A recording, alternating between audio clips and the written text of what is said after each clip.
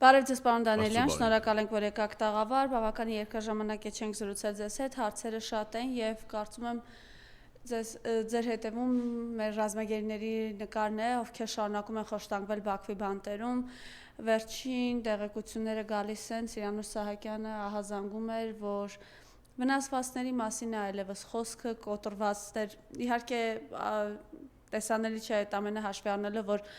Կարմիր խաչը եւս Ադրբեջանում փակվել է, բայց պատկերացնել կարելի է, որովհետեւ մենք դատական նիստերից ճակերտավոր դատական նիստերից մեկի ժամանակ տեսել էինք եւ Ռուբեն Վարդանյանի դեմքը եւ Բակո Սահակյանի վնասված դեմքը։ Խնդրեմ այս մասով ձեր տեսակետը, մենք ունենք մեր ռազմագերիներին այնտեղ եւ այս իրականության մեջ փորձում են համոզել, որ խաղաղության են հասել, խնդրեմ։ Շնորհակալ եմ հրավերի համար, երկար ժամանակ չի եղել այս տաղավարում, ուրախ եմ եւ ներողություն, երեք էլ մի բան էլ հայտի դարձավ, որ արդեն 5.5 տարի Բաքվում պահվող հայ ռազմագերիի Լյուդվիգ Մկրտչյանի առողջական վիճակը կտրուկ վատթարացել է, մինչեւ անգամ փաստաբանով խնդրում էին անհապաղ զանգահարել, հնարավորություն տալ, դիմում էին մինչեւ անգամ Ալիևին, որպեսզի հնարավորություն տան զանգահարի կնոջը, խնդրեմ։ Տեսեք, բազմիցս նշել ենք այն փաստը, որ առաջին հերթին այն մարմինը, որը պետք է զբաղվի այս հարցերով, դա Հայաստանի Հանրապետության կառավարությունն է, կառավարության ձեռքում են բոլոր լիազորությունները, հնարավորությունները միջազգային ատյաններում այս հարցի բարձրացնելուց սկսած մինչև Հայաստան-Ադրբեջան բանակցային գործընթացի մասը դարձնելու, այսինքն ամենակարևոր խնդիրներից մեկը այս իշխանության պետք է ինչը լիներ, գնում է քանի տարի բանակցում Ադրբեջանի հետ, ինչ պետք է լիներ։ Ռազմագերիների պատանդառնված անձանց ազատ արձակման հարցը, անհետ կորածների հարցը, անհայտության մեջ գտնվող մարդկանց հարցը։ Անհայտության մեջ գտնվող մարդկանց հարցի մեջ տեսնում ենք, որ որևէ մի առաջընթաց չկա, այդ մարդիկ հավաքվել են կառավարության շենքի մոտ, իրանց հանդիպող չկա, արդեն երկար ժամանակ է, տևական ժամանակ է, ոչ մեկ իրանց չի հանդիպում, ոչ մի բան չի ասում, հանդիպելուց էլ խաբում են այդ մարդկանց։ Որևէ մի նորություն, որևէ մի նոր բան այդ մարդկանց չեն ասում, այսինքն այս հարցը իրանց համար գոյություն չունի։ Գանք Բաքվում պահվող ռազմագերիների պատանդառնված անձանց ռազմաքաղաքական ղեկավարության հետ կապված հարցին։ Այս հարցով իմ տեսակետը մնում է նույնը։ Այս իշխանությունների ձեռնտու չի այդ մարդկանց Հայաստանի Հանրապետություն վերադարձնելը։ Ձեռնտու չի։ Ամեն ինչի մասին խոսում են Ադրբեջանի հետ, ինչ զիջումներ ասես Ադրբեջանը Հայաստանից ստանում է, իրանք իրանց գործը առաջ են տանում, խնդիր չկա, պրոբլեմ չկա, խաղաղության դարաշրջան է, բայց արի ու տես Բաքվի բանտերում մեր հայրենակիցները խոշտանգվում են, քիչ չի, իրանց իրավունքները պաշտպանող չկա, որևէ մի հարցում առաջընթաց չկա, շարունակվում են այդ մարդիկ կտանքների եւ բռնությունների ենթարկվել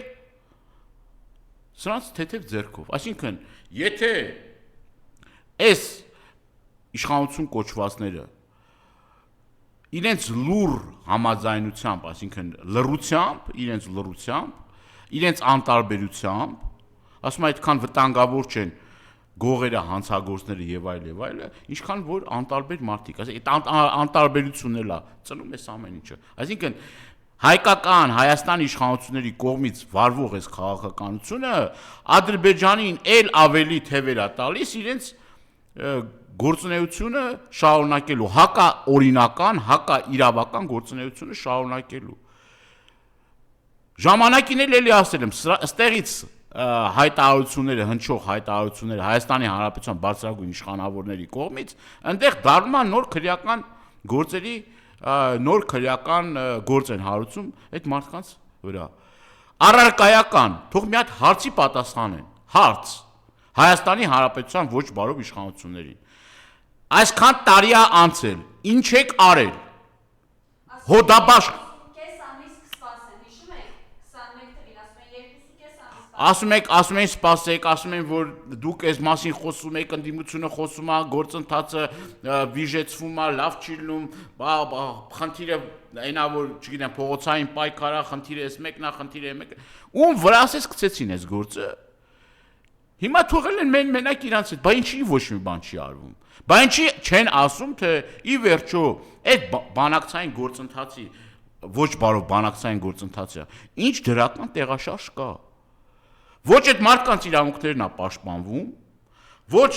այդ մարդիկ հետ են վերադառնում Հայաստանի Հանրապետություն, շարունակում են այնտեղ խոշտանգվելը եւ ոչ միջազգային հարթակներում կրկնում եմ, ոչ էլ առանձին Հայաստան-Ադրբեջան բանակցային գործընթացի մաս չի դա, բայց ասում են խաղաղության դարաշրջանը։ Դե եկեք ու հասկացեք, ինձ մի հատ պատասխան տվեք, ես հասկանամ։ Ուր աստեղ ճշմարտությունը, ուր աստեղ, չգիտեմ, իրանց կատարած աշխատանքը, ես չեմ տեսնում այդ աշխատանքը, ասեցի չեմ ուզում կրկնեմ, այդ առումով այսքանը կարող եմ ասել։ Սրանց զուգահեռ Հայաստանում են շարունակում քաղաքական հետապնդումները, այն ինչ այսօր տեղի ունենում Գագիկ Ծառուկյանի նկատմամբ, բարևուն իմաստով մարդու ունեցվածքի գովազդ։ Իմիջիալոց մի կարճ բան էլ ասեմ այդ թեմայի հետ կապված։ Ոչ միայն այս գործում որևէ մատին չեն տալիս, գործուն քայլեր չեն ձեռնարկում, այլ ընդհակառակը շատ ժամանակ Արցախի ռազմաքաղաքական ղեկավարության դեղ գտնվող մարդկանց թիրախավորվում է հենց իշխանության կողմից։ Իշխանության լրատվական կոչվածների, չգիտեմ, այդ ֆեյքերի, իրենց տարբեր պաշտոնյաների կողմից նաև այդ մարդկանց անվանարկելու, այդ մարդկանց բարի համբավի հեղինակության վրա ազդելու, այսպես ասած, արատավոր, քստմնելի, զզվելի նողկալի գործընթաց է գնում։ Գագիկ ներսում, հա, ինչ է տեղի ունենում, Գագիկ Ծառուկյանի ունեցվածքը բարևուն իմաստով գողանում են, ինչպես հեյցը գողացել են Արարատ ցեմենտը, հազարավոր մեր հայրենակիցների մատնել են պարապուրդի, խնդրեմ այս ամենի հետ կապված եք տեսեք։ Ես ի պաշտպանություն Գագիկ Ծառուկյանի ակցիայի ժամանակ իմ լրատվականների հետ հարցազրույցի ժամանակ ասել եմ եւս մեկ անգամ վերահաստատում եմ նշածս միտքն ու կարծիքը Հայաստանի Հանրապետությունում բոլշևիզմի մեթոդներով, բոլշևիկյան մեթոդներով ունեցվածքի վերաբաժանում ասեմ, վերաձևավորում ասեմ, կուլակաթափություն ասեմ, այս գործընթացն է գնում, այսինքն մեկ անձ կամ մի քանի անձանց խումբ գործող իշխանության պարագլխի ղեկավարությամբ իրեն իրավունք է վերապահվում նոր ունեցվածքի վերաբաշխում անել, վերաբաժանում անել, խլել մարդկանց տարիների ընթացքում ստեղծած, չգիտեմ, ձեռնարկությունները, նյութական միջոցները, տները, չգիտեմ, արտադրամասերը, սա հա, անգամ հասել են ճիշտ նշեցիք կենթանիներին, իրանց այդ փոխկապակցված անձանց, չգիտեմ, եղբայր, քույր, կին եւ այլ եւ սա զզվելի էլի մի process է, որը որ ոչ բարոյական ասպեկտի մեջ է տեղավորվում, ոչ էլ տեղավորվում է նորմալ ժողովրդավարական պետության տնտեսական քաղաքականության մեջ, այսինքն ոչ մարդկային առումով է նորմալ, ոչ էլ երկրի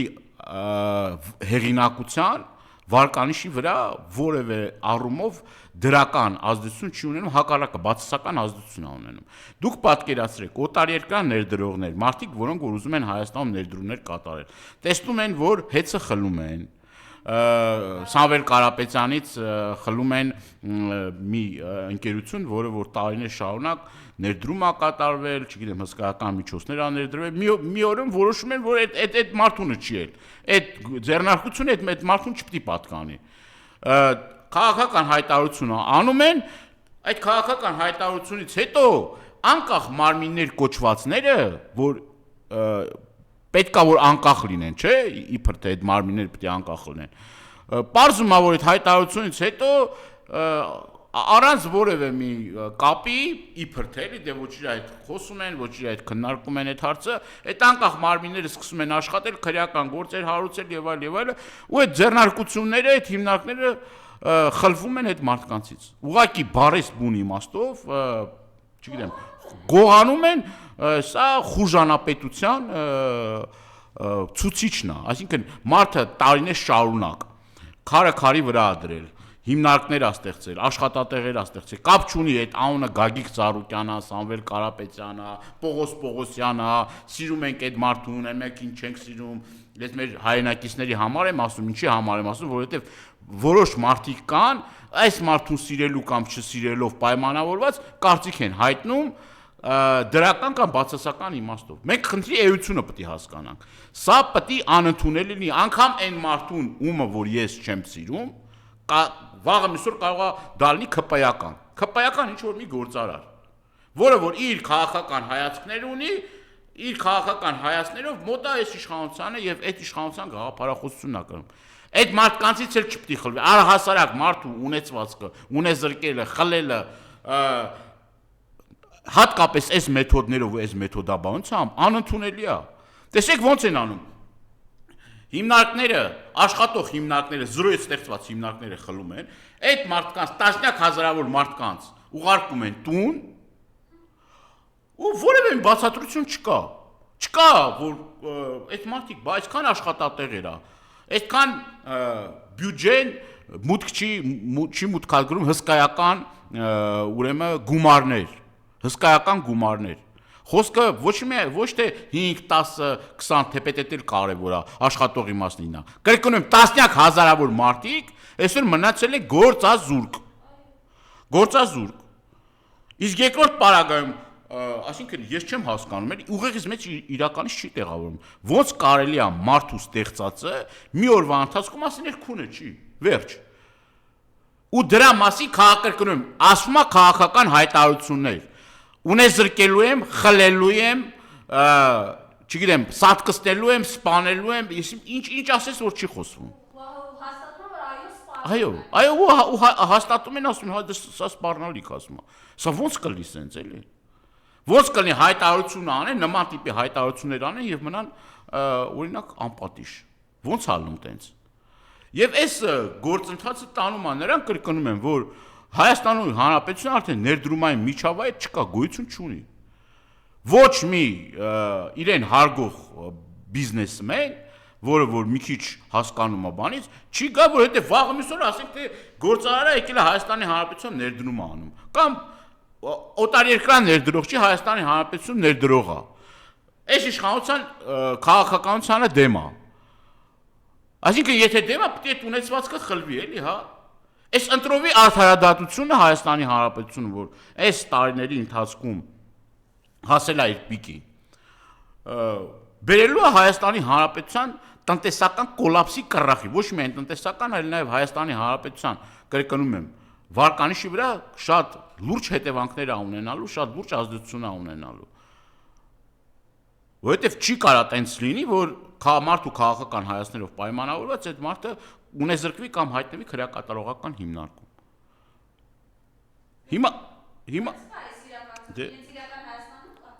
Հիմա ես մի ուրիշ բան ասեմ, ուշ թե շուտ այդ մարդիկ տարբեր ատյաններում վերականգնելու իրենց իրավունքները։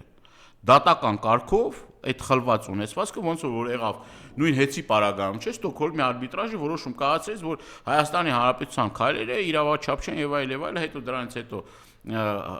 ասեց Հայաստանի Հանրապետությունում ինչ որ մեկը կա կառավարության կազմում, որը որ կարող է համաձայնվի այդ որոշման հետ։ Հիշեցնենք, որ իրենց իրավաբանական վարչության պետը Լիպարի Դրմյանը հայտարարություն էր արել, որ այդ որոշումը պետք է կատարածվի։ Ասեց ինչ որ մեկը կա Հայաստանի Հանրապետությունում, որ կարա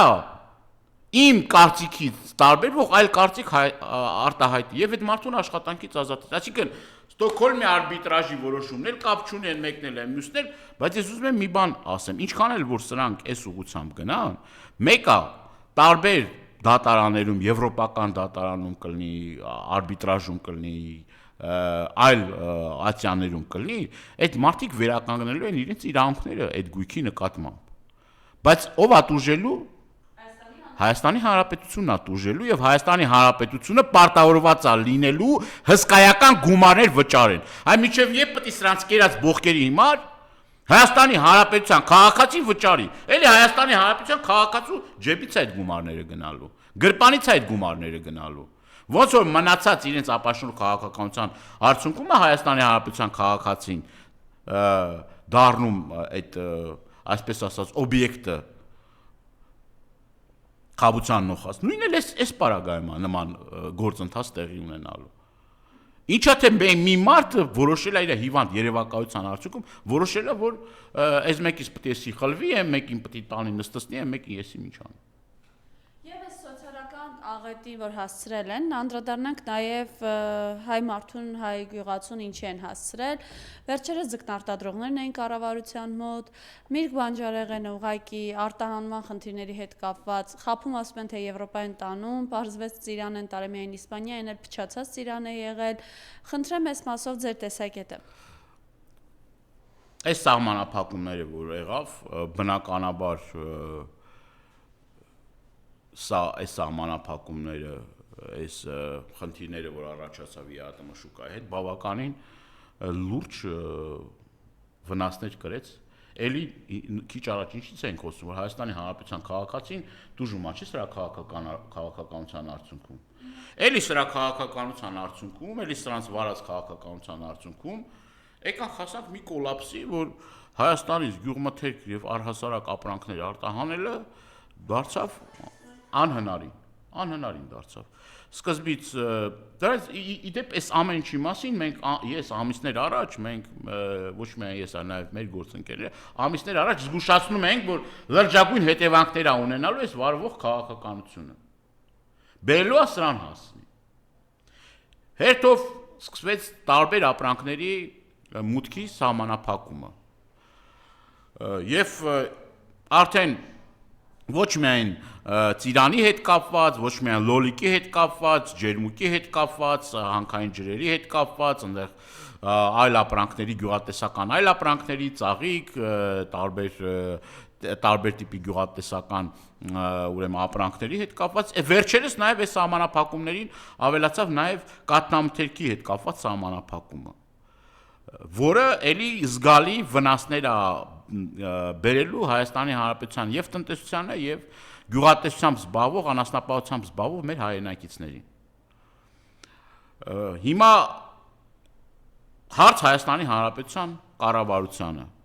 որտեղ է այս ամեն ինչի վերջը, երբ է, որտեղ է։ Ասում են, որ այլընտրանքային շուկաներ պետք է ձեռք բերեն, այլընտրանքային շուկաներ պետք է իրենց ապրանքները Հայաստանի Հանրապետության մեր հայրենակիցներ իրենց ապրանքները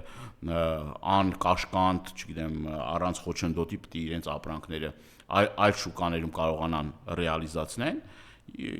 հարց առաջանում, այդ շուկաներում որտեղ ռեալիզացրեցին ապրանքը։ Այն չնչին ապրանքներն է, որ գնացել է եվրոպական շուկա, այդ ապրանքների մի զգալի մասն էլ մի հատ էլ ոչնչացման համար գումար են վճարել մեր հայրենակիցները։ Քիչ չէ շատ դժվարությամբ հասնում են այդ շուկաները, գրեթե սենց անհնարին է դառնում այդ ապրանքների անտեղ մատակարարումը։ Այսինքն չնչին թվերի մասին է խոսքը, էլի իրականում չնչին թվերի մասին է խոսքը։ Այդ որ մեծ խոսում են, ասում են, մենք արդեն ձուկ ենք արտահանում Եվրոպա։ Այսինքն էլի ոնց որ այդ մարդկանց ձեռ առնեն, էլի։ Ասում են ձուկը արտահանում են Եվրոպա, չի անցնում 2 օր ձկնաբույծների 99%-ը կառավարության շենքի մոտ բողոքում, այսինքն այսքան որ լավ է, բայց մարդիկ ինչի այսքան վատ։ Այսինքն այդ մարդկանց էլ են էլի փորձում մոլորեցնել, ես իմ վիրավորական է, ես խոսել եմ ձկնաբույծների հետ, ճիշտ է, չկարողացա ներկա լինել հանրապետությունում չէի, խոսել եմ այդ մարդկանց հետ, ուղղակի վիրավորական է, այդ մարդիկ վիրավորված են կառավարության վարվող քաղաքականության արդյունքում։ Ասում են մեզ ձեռ են առնում, բառից բուն իմաստով ձեռ են առնում։ Մենք հսկայական վնասներ ենք կրում, իրանք այդ լճերի բանի մոտ վիդեոներ են նկարում, տեսանյութեր են նկարում, թե ոնց է հայկական ձուկը գնում եվրոպական շուկա։ Իբր թե ինչ որ փոխհատուցում էլ պետք է տային, փող պետք է տային այդ մարդկանց, ոչ փողն են տվել, ոչ շուկան կա, ոչ նաև իրենց հավաստմամբ այդ ձուկը եվրոպական շուկայում ռեալիզացնելու հնարավորություն էլ չկա, որովհետև այդ սահմանափակումները Ռուսաստանի դեմ, որ սահմանափակումներ ա եղել, մեր տարբեր տնտեսություններ ձկնարտադրողներ, տարբեր տնտեսություններ կարողացել են մտնել ռուսական շուկա։ Հիմա որ այդ սահմանափակումները արդեն Հայաստանի վրա անդրադարձել, այդ ձուկը լճացել է, մնացել է չեն կարողանում, այսինքն այդ քանակությամբ մոտ 70-80% ձուկը Հայաստանի արտահանվում է ռուսական շուկա։ Այսինքն ընդամենը մի 10-15%-ն է, որ առավելագույնը, որ կամ այլ տեղա կամ Հայաստան շուկայում։ Մնացած 80% ընդեղ։ Հիմա այս մարդիկ անելանելի վիճակի մեջ են հայտնվել, այդ ձուկը ստիպված են կեր տալ, որ որոշակի ամիս կա, այդ ամսից ավել արդեն ոնց որ այդ կերակրել այդ ձկանը անիմաստ է դառնում, որովհետև հսկայական վնասներ են կրում։ Եվ կանգնել են կոտրած տաշտակի առաջ, ոչ մեկ այս հարցերի պատասխանները չունի։ Բայց փոխանակ նորմալ քննարկում կազմակերպեն, բացատրեն, ասեն, լավ, մի շաբաթ էլ սպասեք, կլինի բան, ոչ այդ մարդկանց հետ խոսացող կա, ոչ այդ հարցերը քննարկող կա, խափելով գնում են, թե որտեղ կասնեն, Աստված գիտի։ Անդադ խափում են, բոլորին խափում են, ձկնաբույծին խափում են, կաթնամթերի կարտադրողին խափում են, ծաղի կարտադրողին խափում են, ջերմոցատիրոջը խափում են, այսինքն բոլորին հերթով, հիմա գալիս է սա խաղողի սեզոնը, գալիս է էսի լոլիկի բանի մթերման սեզոնը, այլ ապրանքների մթերման, այսինքն պահածոացնելու բանի շրջանն է գալիս, չէ՞, որ պետք է գյուղացին իր քրտնքով ստեղծած արտադրանքը վարկեր միլիոններով վարկեր ավերսրել, որ պետք է գոնե թե վերջում ինչ որ մի չնչին կոպեկներ իրան եկամուտ գա, հիմա արդեն փաստի առաջ են կանգնել նաև գյուղմթերք ուրեմն պահածոացնող կազմակերպությունների, գյուղմթերք մթերողների, գյուղատնտեսական մթերողների հետ կապված լրջագույն խնդիր կա։ Որովհետև ամենամեծ մթերողներից մեկը օրինակ նոյն էր, չէ՞, գինու կոնյակի գործարանը Երևանի։ Այսինքն այդ հիմնարկը հիմա փակված է։ Այսինքն այն մարդիկ, որ հազարավոր մեր գյուղատնտեսները, որոնք պիտի խաղող փորձային մթերեն կամ լոլիկ մթերեն կամ այլ ապրանքներ, այսօր փաստի առաջ են կանգնել։ Փաստի առաջ են կանգնել, չգիտեն, այդ ապրանքը որտեղ պետք է ռեալիզացնեն, ինչ պետք է անեն։ Սա ես չեմ հասկանում, սրանք ոնց են մտածում։ Ոնց կարելի է, այսինքն թշնամին, որ ուզենա այսպես վնաս ասի, կարող է չկարենա։ Եվ երեք հեռախոսազրույց ունեցավ Պուտինի հետ, հայկական կողմի նախաձեռնությամբ է եղել։ Ես կխնդրեմ այս մասով ձեր տեսակետը եւ այդ հեռախոսազրույցից հետո էլ նաեւ հայտնի դարձավ, որ Ռոսել Խոզանդրոզը ձորը հայտարարել է, որ կանխել է Բելարուսից կեղծ փաստաթղթերով հայկական ցակման ծաղիկների ներմուծումը եւ մի մեջբերում էլ անեմ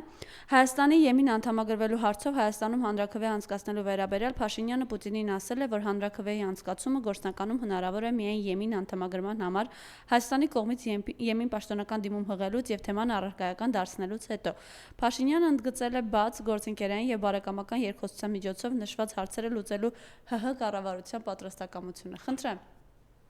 Այսինքն էլի ստացվում է հենց որ սրանց վարվող քաղաքականության, այսինքն միտեղ այս պրավալ են տալիս, տոտալ ձախողում են տալիս, մեկը հերոսաբար փորձում հաղթահարեն այդ։ Այդ բան է, էլի, ես չգիտեմ էս ինչ է, էլի, այսինքն մեր քաղաքացիներին սա դուր գալիս է։ Բա քանի կարաս մենք խնդիր չունենք, այսա կտեսնեք ասում եք բաներ կային, չէ՞, մի հատ այնց խումբ էլ կա, չէ՞, մարդկանց, որոնք որ ընդհանրապես ոչ տնտեսության հետ կապ ունեն, ոչ քաղաքականության հետ կապ ունեն, ոչ էլ այս երկրի հետ կապ ունեն։ Ասում են, դե էսա որ Հայաստանից ապրանքները չգնա, տեսեք ռուսական շուկան ոնց է պայթում։ Բան սոված են մնալու, Ռուսաստան մարդիկ բան չեն ճարելու ուտելու։ Այսինքն ոչ թիվ են նայում, ոչ արտահանման ծավալներ են նայում, ոչ նայում են Հայաստանի Հանրապետությունից այնտեղ արտահանվող ապրանքները Ռուսաստանի ընդհանուր շուկայի քանի տոկոս կազմում է, թե չի կազմում։ Այդ տոկոս չի կազմում։ Հայաստանից արտահանվող ապրանքը ռուսական շուկայում տոկոս չի կազմում։ Զորամբողջ որիորդական, այսինքն, եթե Հայաստանից չգա, ասածս որն է, եթե Հայաստանից չգնա այդ ապրանքը, ուրիշ տեղից է գալու այդ ապրանքը, Ադրբեջանից, Ուզբեկստանից կգնա, Ղազախստանից կգնա, Բելարուսիայից կգնա, այլ երկրներից կգնա, խնդիր չունեն։ Խնդիրը էլի մենք ենք ունենալու։ Մենք ենք ունենում այդ խնդիրը։ Մեր արտահանողն է ունենում այդ խնդիրը։ Էլ չեմ ասում, որ սենց շարունակվի նաև ներմուծման հետ կապված լրջագույն խնդիրներ ալնելու։ Ցորենի հետ կապված, էներգակիրների հետ կապված, հեղուկ գազի հետ կապված, բնական գազի հետ կապված, կարակի հետ կապված, ձեթի հետ կապված, կռուպեղենի հետ կապված, որ մեկն ասես։ Այսինքն ինչքան կարելի է տգետ լինել, էլի։ Եթե ինչ որ մեկին թվում է, հետո գիտեք ինչ կա, սենց մի հատ հարց կա։ Այս մեր ապրանքները, որ գնում են այդ շուկան, սրանք տարիներով ստեղծված շուկաներ են, հասկանում եք, տարիներով քրտնաջան աշխատանքով, տարիներով ստեղծած Նիկոլը չի ստեղծել է շուկան։ Հա տարիների աշխատանքի քրտնաջան աշխատանքի տասնամյակների արդյունքում ստեղծված փայփ, սա ձեր երկու ձերքով պիտի պայծ ու փայփայես։ 7-6 միլիարդ, այո, 7-6 միլիարդ շրջանառությունը կա։ Դրանից տուժելու էլի ով է տուժելու, Հայաստանն է տուժելու։ Հիմա հեսա վերջացնեմ խոսքս, հիմա այդ շուկաները որ կան, արագ Հայաստանի այն բաները պոլկեքը որ կան են, դարակները որ կան, որտեղ որ հայկական ապրանքներն են, դրանք դատարկ չեն մնում, ուրիշ ապրանքներ դե գալիս է դրա տեղը լրացնում է։ Եվ վաղը մյուս օրը այդ շուկան նորից վերագտնելու համար, նորից վերականգնելու համար հսկայական ռեսուրսներ, ժամանակ, ֆինանս պետք է ծախսվի, որ նորից էլի գան հին տեմպերին, հին դինամիկային հասնեն։ Հասկանում եք ինչ խնդիր կա այստեղ։ Հետո այդ մարդիկ ունեն պայմանագրեր, կապած պայմանագրեր։ Այդ մարդիկ մի հատ էլ որ այդ պայմանագրերը իրանք չեն, պարտավորություններ իրենք չեն կատարում, մի հատ էլ այդտեղ են տուշ տուգանքի տակ ընկնում։ Տեսեք ինչ վնասներ է տալի։ Ախր ես չգիտեմ էլ ոնց կարելի է ասած, էլ ոնց կարելի է բացատրել։ Հիմա այս մարդը սկզբից ասում էր խնդիր չկա, հեսա կգան բանը ռուսական կողմը կգա ծնկաչուկ ներողություն կխնդրի բանկանի։ Հիմա ընկելա դռնեդուր։ Ինքը իր նախաձեռնությամբ արդեն որի օրտ անգամ զանգում է, իր նախաձեռնությամբ թռնում է գնում անդե հասնում։ Ոչ մեկ իրան շնորհավորում է, ոչ մեկ իրան ուրախավոր տեսնում է, այսինքն տարբեր ընդից հայտարարություններ է գալիս։ Էսի նորից էլի զանգում է, ասում է ես ուրախ եմ ձեզ հետ համագուզում եմ, համագործակցեմ, սիրում եմ ձեզ, բան խոնարհվում, ես ինչեր ասում։ Հա, ինչեր է խոսում, ինչեր է ասում, բայց իրականության մեջ այս Մոսկվան արդյունքներին ասում չի հավատում էլի։ Հիմա ինչի համար պետք է այսքան բերել հասնել այս վիճակին, որ հիմա էլ խնդրողի դերում լինես։ Աղաչողի դերում լինես, ասես գիտեք ինչ կա, մի բան արեք, սենց չի լինի։ Բայց բան Սինգապուր եք տանում, չգիտեմ, Եվրոպա եք տանում, մերձավոր արևելք եք տանում, այնտեղ եք տանում։ Բա ավելի թանկ գնով ծախելու եք այդ ապրանքները, բան արեք։ Հա գիտեք ինչ կա, պրիմիտիվ մտածելակերպը շատ պրիմիտիվ է, չէ՞։ Այսինքն ոչ մեկ չի ասում, որ շուկան չպետք է դիվերսիֆիկացնես, պետք է դիվերսիֆիկացնես։ Պետք է եվրոպական շուկա էլ գնա։ Ոչ մեկ, ես որ խոսում ենք, մենք չենք ասում, որ եվրոպական շուկան չպետք է ապրանք գնա, ընդհակառակը։ Ինչի համար ենք ասում, որ տարիներ շարունակ մատը մատին չեն տվել նույն այդ եվրոպական շուկա ապրանք տանելու համար։ Ուրիշ շուկաներ գտնելու համար մատը մատին չեն տվել։ Հիմա էլ մի դուրը փակել է, ինքը իր ձեռով տարել է, զամոկը դրել է, դուրը փակել է, այնտեղ էլ չի կարող այդ ապրանքը ռեալիզացնել։ Ու ոչ միայն մենակ գյուղմթերքի հետ կապված չի, ծավալները շատ մեծ են, հսկայական են։ Ուրիշ ապրանքների հետ կապված էլ խնդիր կա։ Այդ ցանկը շատ մեծ, ասած չենք կարող ժամանակը չի հերիքի թվենք այն ապրանքների, այն փոքր ու միջին բիզնեսի, որ, չգիտեմ, սուրճ արտադրում, թեյ արտադրում, չգիտեմ, ուրիշ ապրանքներ արտադրում եւ տանում են ռուսական։ Այդ բոլորը խնդիրների մեջ են։ Պրոբլեմների մեջ են։ Հիմա իրանք էլ հարց են տալիս, ասում են՝ «Այ ընկեր, կողմնորոշվի, բայց մի բան ասա, որ ուղղության վրա ես գնում։ Ինչ ես ուզում դու առհասարակ»։ Եվ ի վերջո էլ եմ կրկնում էլի, ես արդեն որերորդ անգամ ենք այս ամեն ինչ ասում, որ եթե իրենք մտածում են, որ 1-2 շաբաթ հետո այս ամեն ինչը կկարգավորվի, վերջին սահմանափակումները եւս մեկ անգամ փաստեց նրա մասին, որ այս ամեն ինչը գնալով ավելի, եթե ավելանում է, չէ՞, մի քանի գնում սահմանափակումները ավելանում է։ Հիմա նորից ուրիշ սահմանափակումներ կգա։ Եվ կրկնում եմ շատ տխուր ալնելու է, որ ասում ճտեր նաշնան են հաշվում, քանի որ մի ակտիվ գյուղատեսական շրջան է եւ այլ, միգուցե շատ մարդիկ էլ դժգոհություն կա, բայց շատ մարդիկ էլ իրանց հլա սպասում են, հլա մտածում են, որ ինչ որ մի դուռ կբացվի, բայց եթե ուրիշ դռներ ասում են, ասում են, եթե ուրիշ մի հատ էլ փաստ էլի, որ եթե այլընտրանքային շուկաներ կա, ինչի ենք նաև տարբեր տեղեկություններ կան, չէ՞ որ ուրիշ երկրների միջոցով ուզում են մեր գյուղմթերքը հասնեն ԵԱՏՄ շուկա, չէ՞, Իրանով, Վրաստանով, չգիտեմ, Բելարուսիայով, այլ երկրներով չէ ուզում են, չէ՞։ Բա այդ եթե այդ ուրիշ տեղով այդ հնարավորությունները կա, ինչի՞ է այլընտրանքային եղանակով էլի փորձում բան, այսինքն խնդիրը սա, ժողովուրդ ջան, ուզում եմ ասենք, որ այդքան էլ պարզ չի ամեն, այս ամեն ինչը ասում ենք մեր ժողովրդի համար։ Մեր ժողովուրդը մտածում ենք, սրտներս ցավում է մեր հայրենակիցների համար։ Այդ հետևանքների համար էլ այդ զանգում են տարբեր մեր հայրենակիցներ, տարբեր գյուղմթերք արտադրողներ, ուղղակի հուզմունքից, չգիտեմ, էլի չեն կարողանում խոսան, ասում են, «Էսա տունս է գրավի տակ, չգիտեմ, տեխնիկա սա գրավի տակ, ոնց ենք անելու մենք»։ Խայտարակ վիճակ է, մի հատ խայտարակ վիճակ։ Երբ իրավապահ համակարգ ամբողջությամբ կենտրոնացված է Հայաստանում ու դիմադիր հայացքներ ունեցող մարդկանց բերման, ենթարկելով գետնին, տապալելով խուզարկություններ իրականացնելով, ձերբակալելով, կալանքի տանելով, Հայաստանում վխտում է ուղղակի հանցագործությունը, ամեն անկյունում սպանություն, դիակ են գտնում, մարդ են գրավում, մարդ են հայոյում, վերջին հանդեպքի միջանոց, երեք Քոնջորյանի եղբայրը տեսել ենք այդ տեսանյութը, որտեղ սեռական հայոյանքներ են իջեցնում, ինչ հետևանքով էլ նաև ծեծի է ենթարկվել, խնդրեմ։ Որովհետև Հայաստանի Հանրապետությունում ընտրովի արդարադատություն է։ Յուրայիններին ամեն ինչ կարելի է, այլախոհներին պետք է մի բան ինչ որ գտնվի։ Այսինքն, եթե այդ մարդը այլախոհ է, Նիկոլ Փաշինյանի հայացքները չի կիսում, ընդդիմադիր է, գնացեք մի բան գտեք, արա, գնացեք մի բան գտեք։ Դե հիմի անպատժելությունը, օրենքի ընտրովի արդարադատությունը բերում է նրան, որ արդեն իրար մեջ են, չէ՞, սկսում իրար ծեծել, սպանել, չգիտեմ ինչ անել, ու ինչի համար են այդ ամեն ինչը անում։ Ու հայացքների համար չի, գաղափարների համար չի։ Փողի։ Սիրելի հայրենակիցներ, այդ տրանսպորտով երթևեկող են, որ ասում են, հասարակական հանրային տրանսպորտով ենք ման գալիս, մենք բանը, որ բան անեն, ասում, որ հանկարծ իրանց կոռուպցիայի բանի մեջ հանկարծ մեկը բանանի, ձեռները կկտրեն, տենց բան չեն անի, ինչ կոռուպցիա, ինչ կաշառակ։ Հիմի տեսնում եք, ամեն մեկը դառնում է մի հատ բդեշխ, ինչ տներ, ունեցվածքներ, կալվածքներ,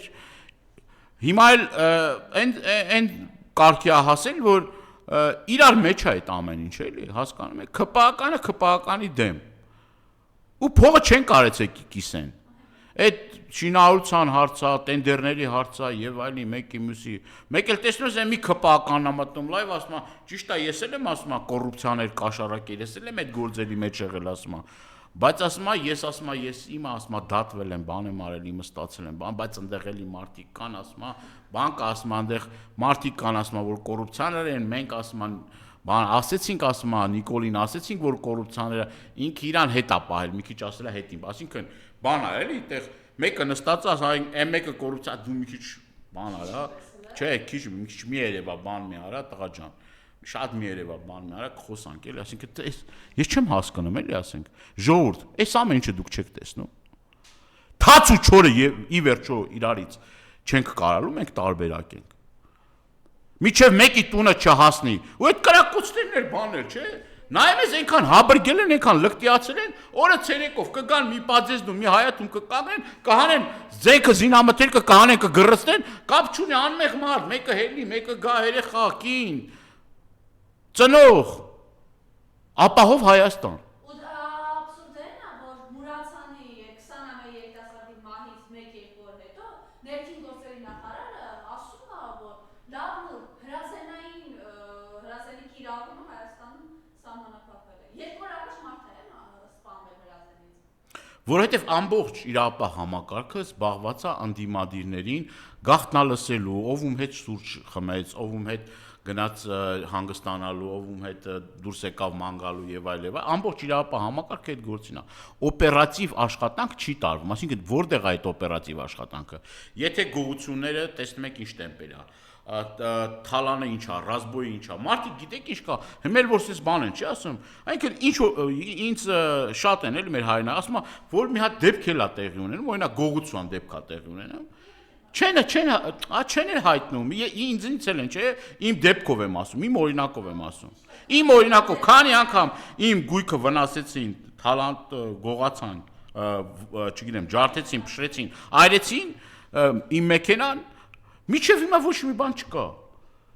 Այսինքն, եթե ես հասարակական հանրային գործիչ եմ, իմ հետ կապված այդ գործը առաջ չի գնում, մարդը տենում է, որ հաղորդում տա հանցագործության մասին, ի՞նչն է դրանից փոխվելու։ Ավելորդ ինքն է քաշքշուկի մեջ ընկնում, գնա ոստիկանություն, մի հատ բացատրություն գրի, ես արա, ասում եմ լավ է, հավես չկա։ Բայց մեկ տեսնում եք, չէ՞։ Եվ դա ավելի վտանգավոր է լինում, երբ որ հարցին ինքն է որոշում լուծում տա։ Դե իհարկե։ Արդեն այլ ավելի վտանգ դա բերում է արդեն։ Դե իհարկե, բայց ամբողջ մեղնել է տա, որ ես քիչ առաջ ինչ ասեցի, որ պետք է իրար հակակշռող մարմիններ լինեն, չէ՞, դատախազություն, քննչական, կոռուպցիայի կանխարգելման վերջ վարչություն կա այնտեղ, ԱԱԾ կա, այս բոլորը պետք է հակակշռեն եւ անկախ մարմիններ են, չէ՞, մտում։ Այդ անկախ մարմինները աշխատեն, չէ՞։ Կապ չունի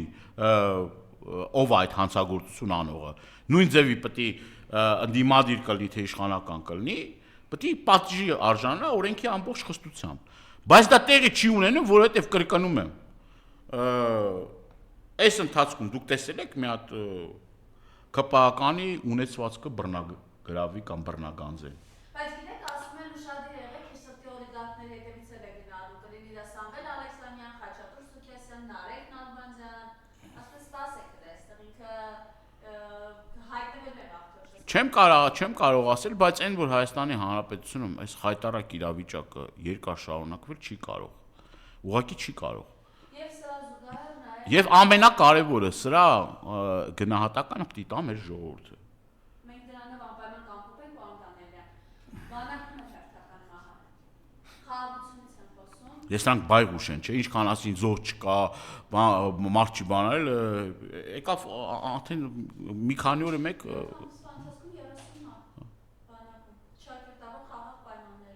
այդ 30-ն էլ հաստատվածն է, այդ էլ որ եւ լրատվականները չլինեն, այս աղմուկը չբարձրացնեն, իրանք դե ծածկա թմփոց անելու բան են, չէ, մեծ վարպետ են։ Հիմա այդ որ ասում եք բանակում, իհարկե սա ցուցիչ է նրա, որ մեր ես բանակին շատ զգուշ եմ վերաբերվում եւ այդ առումով շատ հարցեր կա, որ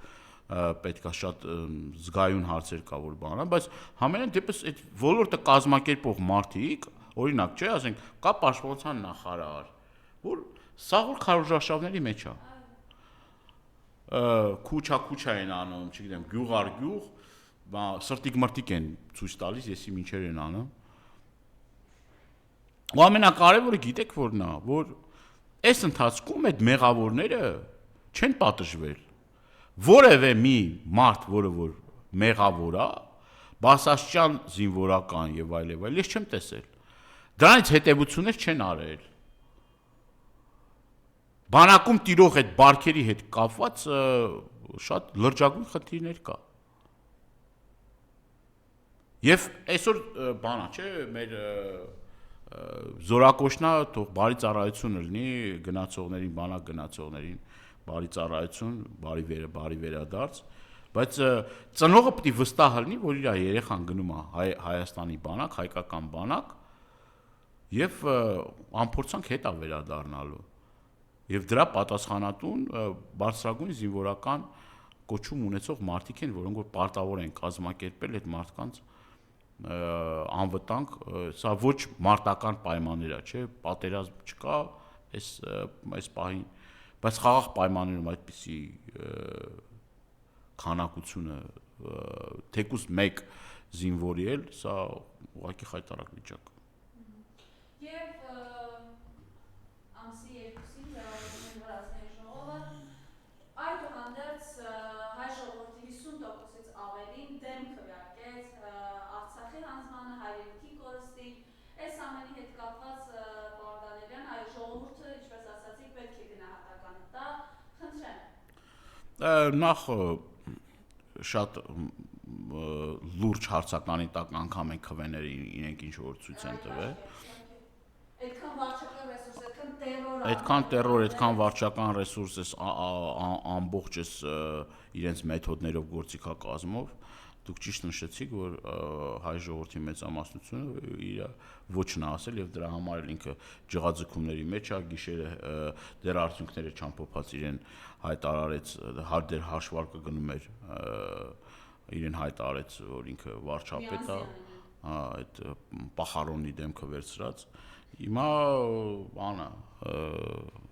արդյոք այս ամեն ինչը ինչ որ կատարում է Հայաստանի Հանրապետությունում պետք է գնահատականի արժանանա, իհարկե պետք է գնահատականի արժանանա, եթե մի ուժի, որը որ առնվազն 4%, առնվազն եմ ասում 4%, Բարգավաճ Հայաստան կուսակցության մասին է խոսքը, 4% գողացվել է։ Ուրեմն դա չի կարող լեգիտիմ լինել։ Չի կարա դա լինի լեգիտիմ։ Ախր այնքան պարզ է եղել այդ ամեն ինչը, այնքան ակնհայտ է եղել այդ ամեն ինչը, որ երկրորդ կարծիք անգամ այդ քպականներն են բանանում, ես կարող փաստերը այնքան պարզ է, այնքան բաց է այդ ամեն ինչը, որ չեն էլ կարա ուրիշ բան ասեն։ Գողացվել է այդ ամեն ինչը։ Բա ուրա այդ ազատ արդար եւ թափանցիկ ընտրություններ կազմակերպելու։ Այսինքն այդքան տերորից, այդքան բռնաճնշումներից, այդքան այդ ամեն ինչից հետո էլի չի կարեցել ասել այդ ուժին մի թողեք գա խորհրդարան։ Սրա լեգիտիմը ո՞րն է։ Բա մարդ ասում է ձեռս կկտրեն, որ մի հատ խնդրախախտում անեմ։ Բանա չգիտեմ, էջը փակված է, ես չգիտեմ ինչ է, պատի տակ թող կանգնեցնեն, եսի ինչեր անեն։ Դե ինչ ասես խոսում ես, չէ՞։ Բա ուրա միջազգային հարություն կոչված մարդիկ կան, կազմակերպություններ կան, չգիտեմ, իրավապաշտպան կոչվածներ կան, ինչեր կան, մարդիկ կան, երկրներ, պետություններ, օտար երկրյա դիվանագիտական կորպուսի ներկայացուցիչներ, ԵՄ դեսպան եւ այլն։ Այդ ես չգիտեմ, ես կարող ես չեմ լսել, կարող հայտարարություն են արել, ես ուշադիր չեմ եղել։ Եկավ Ուրսուլա ֆոն դեր Լայնն ասաց ժողովրդավարությունը հաղթեց։ Հա, նորմալ է, էլի ասենք, որ Հայաստանի Հանրապետությունում քաղաքական ուժին չեն թողնում մտնի խորհրդարան, օրը ցերեկով։ Այսինքն դա նորմալ է, էլի։ Ոնց կարա դա նորմալ լինի։ Մյուս քաղաքական ուժի ղեկավարին Ոնց որ քիչ առաջ ես ասեցի, որ այդ ունեզրկման այս գործընթացը, որ կա, որ մարդկանցից խլում են, վաղը մյուսօր դա խնդիր է դառնալու, կապ չունի, կանցնի մի օր, մի շաբաթ, մի ամիս, երկու, նույնն էլ էս ամեն ինչը։ Այլևս այս իշխանությունները, եթե 21 թվին ինչ որ մի կերպ կարելի էր ասել, որ ընտրությունները փոքրի շատ է անցել են ազատ արդար թափանցիկ ընտրությունների որոշակի ծիրի մեջ, հիմա մենք կարող ենք փաստել, որ Հայաստանի Հանրապետությունում ազատ արդար ընտրություններ չի եղել, ոչ ազատ ա եղել, ոչ արդար ա եղել, ոչ էլ թափանցիկ ա եղել։ Եվ դրանից հետո սկսվել է ռեպրեսիոն համակարգի գործադրումը ընդդիմադիր այլախոհ մարդկանց նկատմամբ։ Մեկը նորից մեկ անգամ եւս կրկնեմ եւ ավարտեմ խոսքս։ Մեկը հայ ժողովուրդը սրա գնահատականը տալու է, ամեն մարդ իր արածների համար պատասխան տալու է Աստծո առաջ, մեր ժողովրդի առաջ եւ արդարությունը ի վերջո հաղթելու է, ազատություն բոլոր քաղբանտարկյալներին մեկ անգամ եւս։ անգամ ներողություն, նա սրբազան պայքարի հետ կապված տեսա, ինչ հայտարարություն եկա, որ չկա հավաքչական որևէ բան։ Այդ ցավը տանեմ, միջև սրբազան պայքարն էլ եւ սրբազան պայքարը, ընդ ասեցին աշնանային տերևաթափա, գառնանային եսիմ ինչա, չէ՞, բթոն բանը, ահաբեկչական խմբեր, չէ՞։ Քանի է ահաբեկչական, ասում են իբր թե բանա, պետք է բանա, ահաբեկչություն, ասիկ սրանք այնքան ամոթ չունեն, ահաբեկչություն բառն էլ դերևի չեն հասկանում կամ հասկանալով հանդերձ, անգամ դեպքեր կա, չէ՞, մեր նորանկախ հանրապետության մեջ, չէ՞, նույն ՊՊՑ գնդի հետ կապված։ Այդ որակավորումը չեն տվել ահաբեկչություն։ Սրանք ամեն անպատե պահի այդ ամեն ինչ այդ բառնել են տարբեր բառեր կա, չէ՞ որ այդ բաներն տվել արժեզրկել։ Հիմա այս ահաբեկչությունը նույն գիտեք Ալբերտ Բազյանի հետ կապված էլ կար, չէ՞, այնտեղ հա Սերոբ Գասպարյանի հետ կապված բանի, այսինքն Սրբազանի տարբեր մարդկանց կլիշեն պիտակավոր են բանալին, մեկ էլ վերջում մի հատ էլ հայտարարություն էին, չէ՞, իրանք ազգային ժողովում հայտարարություն էին ընդունել, որ թող բոլոր կուսակցությունները, հասարակական քաղաքական կազմակերպությունները միանան այդ հայտարարությանը։ Այսինքն պարզ երևում է ժողովուրդ ջան, որ սա այս իդեպ այս սարքած գործերի առումով, որ տարբեր մարդկանց քաղաքական գործիչների գլխին սարքում են։ Մի հատ քրեական հոդված էլ դրա համար ավելանալու, որ այս մարդկանց գլխին սարքել են։